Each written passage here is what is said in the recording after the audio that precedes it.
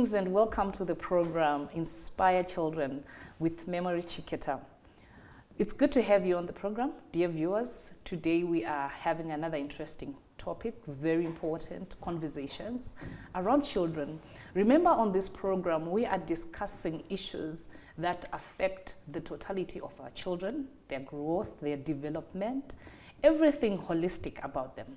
And so today we want to tackle the trending issues that are happening even across our country, also across the borders. We are looking at how children are affected by migration of their families, from impact on the cultural, the psychological, the mental aspects we explore today. And joining me on the program today is Dr. Olga. And Dr. Olga is going to help us as an expert who works with children and also as a researcher. She gives us practical life experiences that children and families have shared on the impact of migration across the country. Dr. Olga, welcome to the program. Thank you, Memory. Thank you for having me again. Good to always have you here. It's a blessing. Thank you. Thank you so much. So, Dr. Olga, once again, I would like us to start by you just talking a bit about yourself, what you focus on, so that our viewers just have that glimpse of who is Dr. Olga. Thank you, Memory. So I am a clinical and school psychologist with several decades of experience. I'm also Italian, so the topic that we're about to discuss is very close to my heart. Oh, yes. First-hand experience. And I've also involved with the Zimbabwe Psychological Association and the American and Global Psychological Associations. I am a part-time lecturer at the University of Zimbabwe, so I have many hats. Many hats indeed. Thank you so much, Dr. Olga, for always coming through to the program Inspire Children. Our greatest desire is to ensure that we give that information to every household that can equip them to raise their children, that can equip them to support children in their different spectrums, different issues that they face. So just to get straight to the issues of today, we want to look at issues of migration. And I know one of the things you've also done, you've written an article about the impact of migration on children that remain behind. We're going to talk about that later on the program. But as a starting point, can you just give our viewers just an overview of the issues of migration? What has been happening, not only in Zimbabwe, but across the borders? So migration is a trend that is worldwide, and it's definitely growing. There's much more mobility. Obviously, travel has become easier, and because of work-related requirements, sometimes even environmental conditions or socio-political conditions, migration is there, and it's not going away, and most countries are affected. Zimbabwe is one of the ones that have been heavily affected since the early 2000s. We know that not through necessarily choices of their own, certain people have had to make hard choices. And you know, it's always done out of love, Memory. It's done to build a better life for their families, for their children. We don't often see somebody who has a family saying, well, I'm just going to go, right? There's it's not intentional, a serious thought process behind it, much discussions. And it is always done with a view of bettering the conditions and the future of the families. So definitely a hard choice made out of love. The numbers are scary. I know you have some for our listeners and viewers.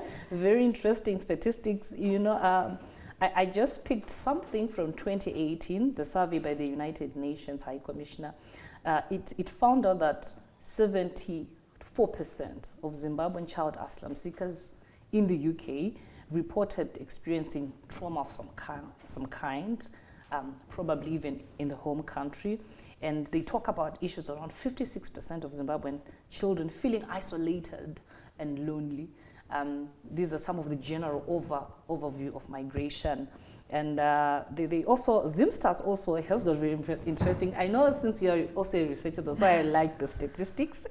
Zimstats tells us that 23 of Zimbabwean children had at least one parent who had migrated to another country. So this is the gist of our topic today, that those that are within the country, we have a number of children whose parents are outside, and that's what we want to really zoom into today, so that we equip our community, Doc. So what has been the impact? What have you been seeing in the field? I know you spend lots of time also with schools, yes. and you interact with children, you interact with groupings. What has been happening? What has been picking? Well, I think the trend has picked up again of late. The last statistics I looked at from the Institute of Migration estimate that 1 in 4 Zimbabwean households are affected. So it's a quarter of the population. It's high. Different experiences, obviously, and we have to look at, my study is focused on resilience. So how to bend without breaking, right? And how to bounce back. Oh, yes. And I think that if parents who are already in those circumstances, who are considering it, I think if they plan and if they are informed on how they make their decisions, I think the negative impact can be managed, minimized, and possibly, I don't know if I would dare say outweighed, because being Italian, being a mum is a big thing, family is a big thing for me, but certainly it can be managed a lot better where both parents and children are less affected in a negative way. Very true. So what are we seeing? We're seeing that sometimes parents are having to make hard choices. It's not always possible for the whole family unit to move, both for immigration constraints and sometimes financial constraints. It is not easy by any means to relocate to a new country. I think also in some cases there are environments where parents feel that what they have here in Zimbabwe, we are very blessed with a wonderful lifestyle, country, schools that take education very seriously across the board, regardless of the level of school. They all do their very, very best and put an emphasis on education. And of course we have close-knit, extended family systems, and that can be such a blessing because it means that the child is not left isolated in a vacuum. So it's to be mindful of these things and to create an environment for the child who's left behind temporarily, hopefully, but sometimes the period can be quite extensive. To make it as conducive as possible to their well-being and that of their parents, because let's face it, if you're in another country, Memory, and you're worried about a child back home, that's really hard on you too. I know you did some interviews with case studies of children who shared with you their experiences. What were some of the specific impacts, the negative impacts? What I found in my journal article, my research article, is that these themes are not Zimbabwean specific.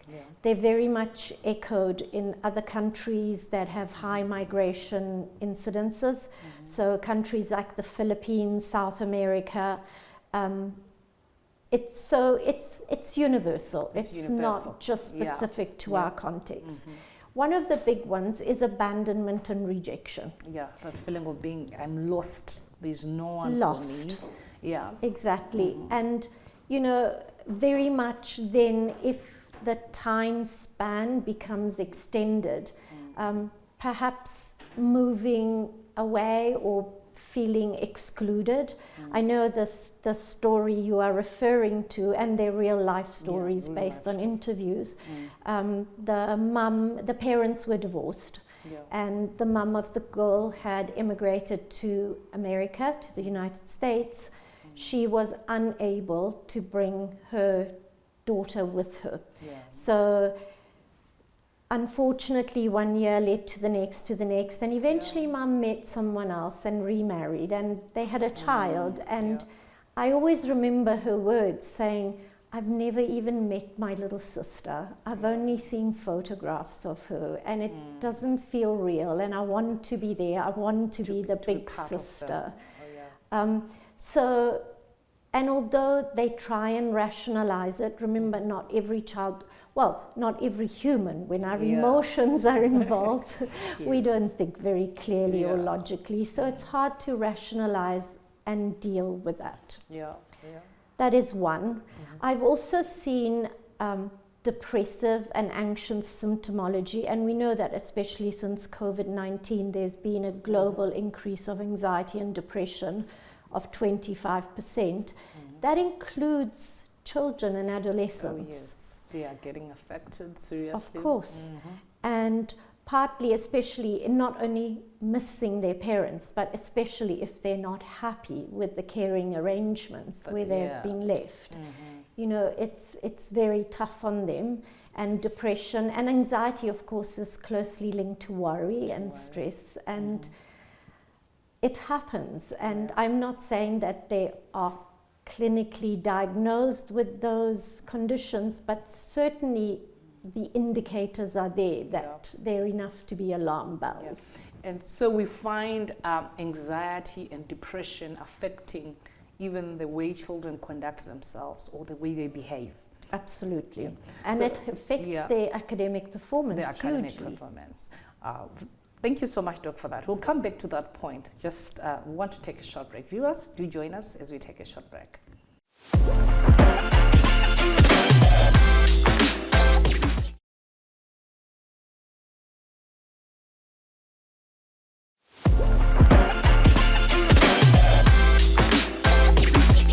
Hello viewers, and welcome back to the program. We are discussing the issues of migration and how they impact on our children. And Dr. Olga is with us in the studio today. Dr. Olga, before we went for the break, we were talking about issues of anxiety and depression and how that affects behavior of children. Can you talk more about that? Sure, Memory. It shows up differently in different ages. So the very little ones, they may play up. They may be difficult to manage. They may be very emotional and tearful. The adolescents can start isolating themselves, also play up. You have to be careful that they don't turn to coping mechanisms such as drugs or drink. You know, it's very easy to self-medicate.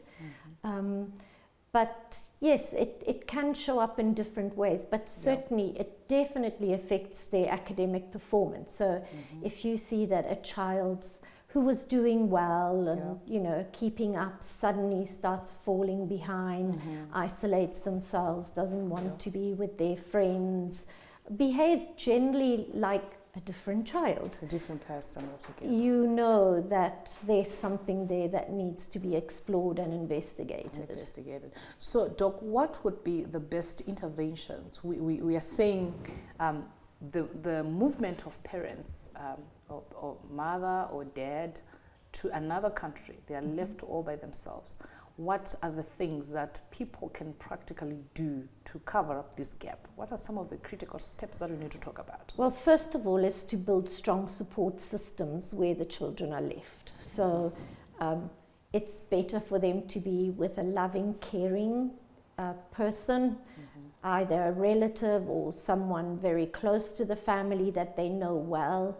I know that there's certain cases where the parents retain their home and somebody moves in to be with the children and takes care of them. And one of the themes that emerged from my interviews was communication. It's really important to speak to the children in an age-appropriate way and keep them in the loop and explain. You know, as adults, we often want to shield our children, and we try and sugarcoat things or give them half, well, not the full picture, you know, what is happening. What is happening. Yes. And I think it's better to speak to them and let them know and involve them in the process. You know, if they feel involved, it's much easier for them to cope. A lot of the young people that I interviewed felt that they were being kept in the dark and felt that they wanted to know. They wanted, if nothing else, a voice and wanted to be able to also support their parents during these times. Thank you so much, Dr. Olga. We'll take a short break.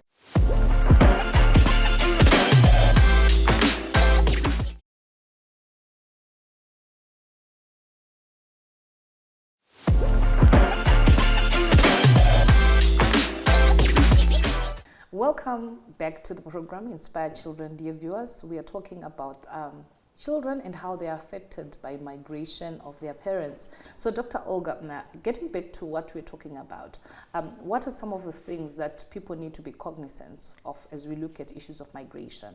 So one of the themes that emerged, and it was actually one of the boys I interviewed that brought this up, was additional roles that they had to take on in the absence of their parents. So this boy had to become a father figure and a mentor to his younger brothers.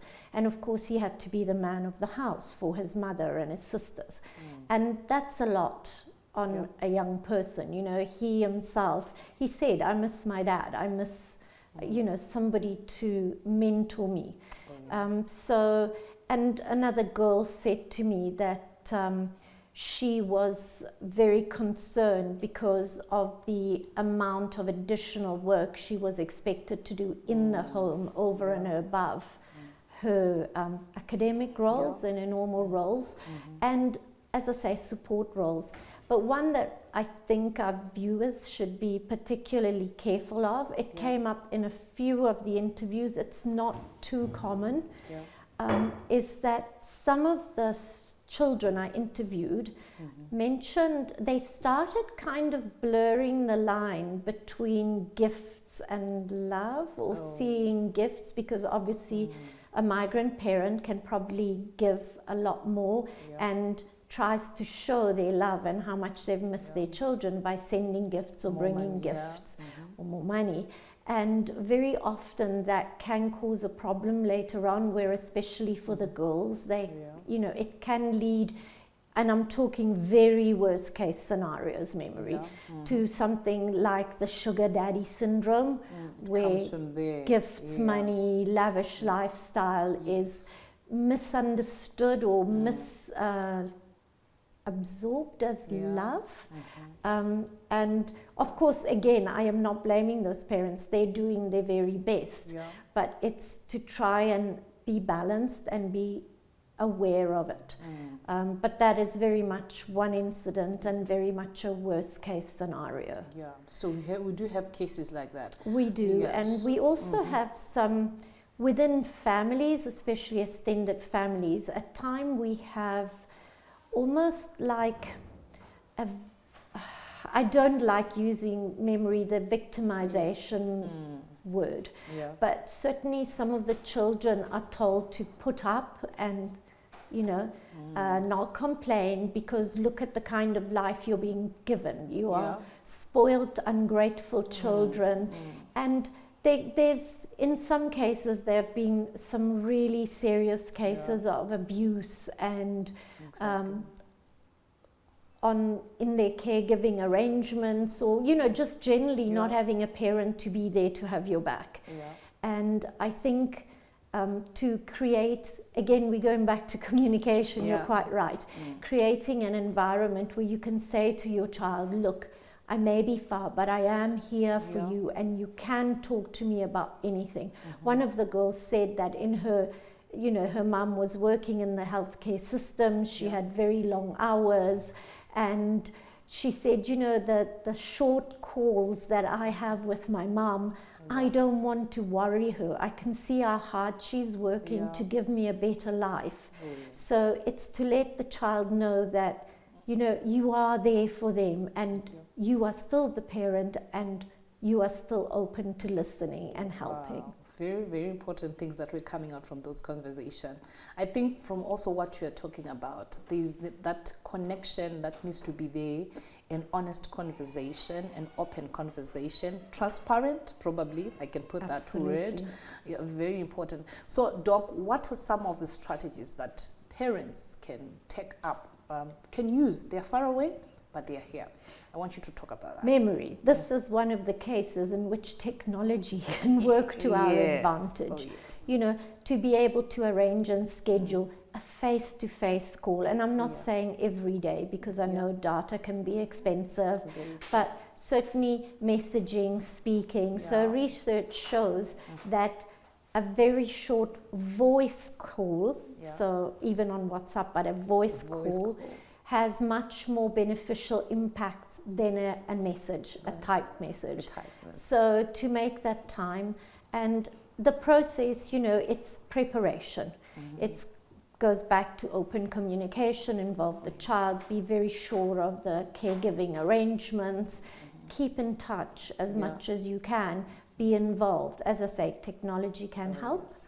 And then keep the child in the loop as things progress, because with the best of human intentions, sometimes it's just not possible to keep timelines. Oh yes, very important. Consistency is the key word. Yeah, just doing those small steps every time, it creates more bonding, connection with the children. I remember talking to one person, and they were talking about how they get time to read stories to their kids, though they are far away geographically. But they would make use of, you know, the children would be excited to say, you know what, at this particular time, mom is going to read a story. Though she's in the UK, she's far away, but there's this time just to hear, tell us the stories. It goes beyond the gifts, the money, you know, the good life. Far beyond. But they want a deeper connection. That are the memories that they will cherish for a long time. Thank you so much, Doctor, for talking about that. Memory, if I have one last thing to share with you. So I come from a country of high migration, especially when I was a child. I think more than 50% of my class had absent fathers. In my generation, the mothers didn't generally work. And a book was published called Bedtime Stories on the Phone. And this was a dad who traveled a lot and was away from his family and his children a lot. So in those days, you are too young to remember this, but phone calls had to be kept to 3 minutes or less, because otherwise the cost increased hugely. So he wrote all these stories that he would read to his children at bedtime. So perhaps we need to start our own bedtime story for diaspora Zimbabweans. Oh yes, to be more creative. To be more creative. Come out of the usual boxes of what will be happening. So Doc, just the last one, there is also another trend. We are seeing children often who go with their parents to the UK. We're not going to talk too much about this, but just a bit of hint. We have children that have moved to the UK, but they are brought back here to come back. What is happening in terms of that? I think don't underestimate the impact, both negative and positive, of culture changes. It's big. And like you found in your statistics, many Zimbabweans, you found UK-related statistics, but I'm sure in many other countries that are migration destinations, are not welcome. There's xenophobia, there is hatred, there's discrimination, and of course other cultural shocks, like schooling in other country is very different to schooling in Zimbabwe. Traditional structures, I mean, our children are always so welcome because they're brought up with fantastic manners. You know, they have respect, and it's quite hard for them to adapt. So again, it goes back to communication, preparation, and that openness where a child can come to you and say, this is what's happening to me at school. or, you know, this is what's said to me. Sure. And those who are coming back who were maybe born in the diaspora and Yeah. come back, yes, I think it's the reverse shock. Maybe, Yeah, and you so know, there's need for preparation both sides. you know. Yes, preparation. Wow. Absolutely. Thank you so much, Doc. Absolutely. I know we're running out of time. There's so much we could talk about. But what would be the last words that you have for our viewers in terms of this process? There's so many people who are applying to leave the country, Yes. leave their children. What would be your last words of advice and tips? I think migration is done with love Yeah. and with caring, and if we deal with it accordingly, with love and care all the way, Yeah. it can be done as successfully as possible, and we can have happy, adjusted families. Wow. Thank you so much, Dr. Olga. Viewers, thank you so much for joining us. We're talking to Dr. Olga and we're talking about issues of migration. I believe you have gleaned a lot from the discussions of today, how important it is to prepare. Prepare before you leave. Prepare while you are there. Be equipped. Be continuously on the lookout for support systems that can help you to enhance your interaction and relation with children. And at the end of the day, will inspire a better generation for tomorrow. Thank you and see you next time. Goodbye.